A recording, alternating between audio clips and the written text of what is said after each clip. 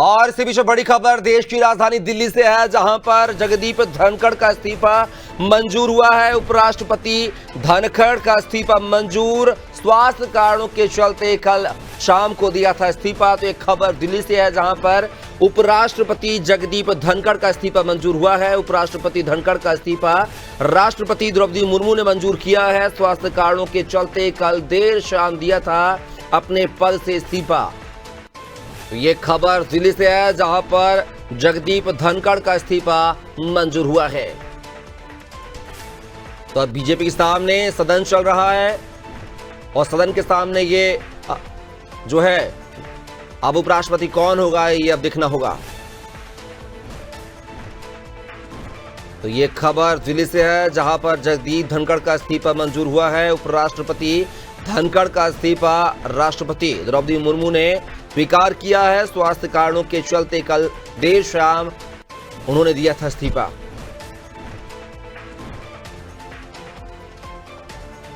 तो मॉनसून सत्र चल रहा और ऐसे में इस्तीफा उपराष्ट्रपति का देखना होगा कि राज्यसभा कैसे संचालित होगी। और इसी खबर पर ज्यादा जानकारी के साथ अनादि टीवी के पॉलिटिकल एडिटर मनोज वर्मा जी फोन लाइन पर जुड़ गए हमारे साथ। मनोज जी, उपराष्ट्रपति जगदीप धनखड़ ने कल देर शाम इस्तीफा दिया था, उनका इस्तीफा जो है मंजूर हो गया है, राष्ट्रपति ने स्वीकार कर लिया है। अब ऐसे में कैसे देखें इस पूरे मामले को? मॉनसून का सत्र भी चल रहा और ऐसे में पहले दिन की कार्रवाई के बाद जो है उपराष्ट्रपति ने इस्तीफा दिया है। देखिए, जैसा उन्होंने जो कारण दिए, स्वास्थ्य कारणों को उन्होंने आधार बताया और कहा कि डॉक्टरों ने उन्होंने इसकी राय दी थी।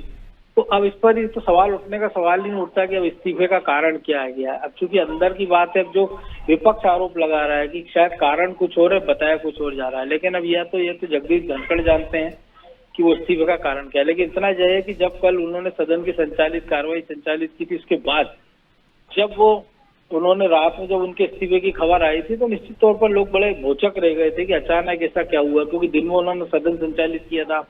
उसके बाद वो लगातार कई सारे नेताओं से उन्होंने बातचीत की थी।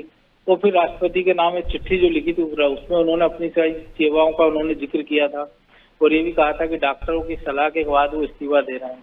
और राष्ट्रपति द्रौपदी मुर्मू ने उसको स्वीकार कर लिया, क्योंकि उपसभापति जो है हरिवंश, डॉक्टर हरिवंश, वो उनकी जगह सदन का संचालन करेंगे। और प्रधानमंत्री नरेंद्र मोदी का भी एक्सपर्ट ट्वीट आ गया, उन्होंने कहा कि धनखड़ जी ने जो देश की सेवा की है, उनके इस्तीफे पर उन्होंने ये भी कहा कि मैं उनके उत्तम स्वास्थ्य की कामना करता हूँ। तो कह सकते हैं कि अब मौजूदा सत्र के बाद फिर से नए उपराष्ट्रपति के चयन की प्रक्रिया शुरू की जाएगी, उसके बाद अगला उपराष्ट्रपति मिलेगा। चलिए मनोज जी, तमाम जानकारी को साझा करने के लिए बहुत बहुत शुक्रिया आपका। तो ये थे हमारे पॉलिटिकल एडिटर मनोज वर्मा जी, जो कि उपराष्ट्रपति जगदीप धनखड़ के इस्तीफे को लेकर पूरी जानकारी हम तक पहुंचा रहे थे, आप तक पहुंचा रहे थे। तो अब देखना होगा कि बीजेपी में जो है उपराष्ट्रपति यानी सरकार में उपराष्ट्रपति पद पर कौन मनोनीत होगा।